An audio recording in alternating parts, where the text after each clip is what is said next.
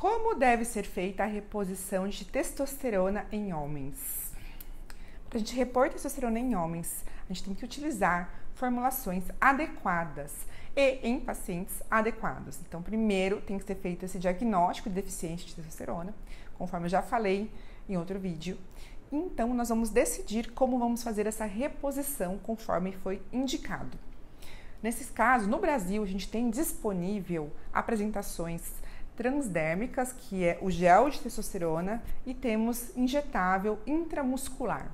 Outros tipos de formulações não estão disponíveis no Brasil, como as testosteronas orais. Existe no exterior, mas no Brasil nós não temos nenhuma segura. Existem alguns hormônios masculinos, esteroides anabolizantes, que são orais, mas eles não são seguros. Eles passam pela primeira passagem hepática no fígado, eles aumentam o risco de doenças no fígado.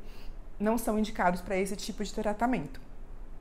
A gente vai indicar esse gel, por exemplo, ele tem uma vantagem de que a gente pode suspender imediatamente se houver alguma complicação.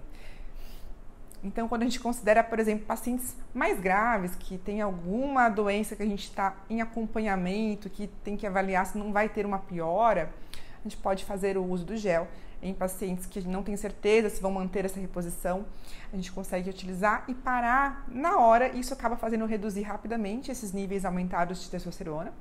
Então, facilita nessa posologia. E a gente vai acompanhando esse paciente e vai avaliando se está adequado a quantidade com o uso do gel. No caso das formulações intramusculares, existem de liberação rápida e lenta. Na liberação rápida, existe maior risco de efeitos colaterais, porque há picos e quedas da testosterona. E justamente esses picos são os que mais dão efeitos colaterais. Depois, seguido de queda, pode haver oscilação de humor, irritabilidade, aumento de acne, e não fica tão constante, né? Muitas vezes tem que fracionar essas doses, isso faz com que não seja também confortável, porque a aplicação intramuscular é dolorosa e tem que aplicar isso mais vezes acaba sendo ruim, né? Porque geralmente se aplica a cada 3 semanas, 2 semanas. Imagina fazer isso toda semana, não é muito agradável, embora o pessoal de academia que faz uso para fins estéticos, anabolizantes, que não é indicado, usem semanalmente, às vezes até mais de uma vez por semana. Porém, na indicação formal não existe essa formulação para isso. Então, quando a gente tem uma opção de escolher, muitas vezes a gente opta pela testosterona de liberação lenta, porque ela é mais fisiológica, ela não vai ter tantos picos no sangue. Vai ajudar, então, a reduzir esses efeitos colaterais. Geralmente, a duração é entre 10 a 14 semanas, conforme a bula. Em alguns casos, pode ser que dure um pouquinho menos, e tenha que fazer uma reposição um pouquinho antes ou um pouquinho depois, mas na média é isso que ela dura. E é muito mais confortável para o paciente, porque ele não vai precisar ficar aplicando isso toda hora, e também muito mais seguro do ponto de vista de evitar esses efeitos colaterais. A desvantagem seria que ela vai fazer efeito por bastante tempo. E justamente por isso, quando você tem uma contraindicação, acontece alguma complicação, vai demorar para conseguir tirar esse efeito do corpo. E aí justamente vem um ponto. Hoje em dia está muito na moda a questão dos chips, dos implantes. Não existe no Brasil nenhum implante de testosterona que seja fabricado para uso para reposição hormonal de testosterona.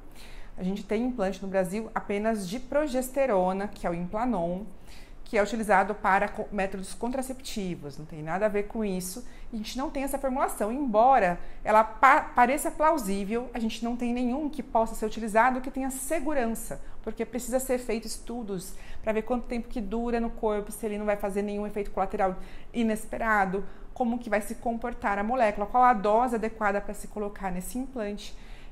Então, aqui no Brasil se utiliza muito implantes manipulados, mas eles não têm essa padronização e nem essa segurança.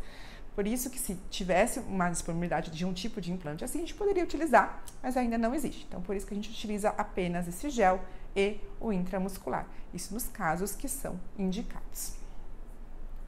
Caso você tenha indicação, acompanhe com o seu médico, não faça automedicação sem fazer acompanhamento. A gente tem que monitorar esses níveis para ver se eles estão adequados. A gente vai ter que monitorar para ver se não está tendo alterações nos nossos exames também. A gente faz exames dos pacientes para ver se não tem alterações nesses exames. A gente vai verificar se não tem um aumento de PSA, se não vai ter um aumento dos glóbulos vermelhos do sangue, que poderia aumentar o risco de complicações.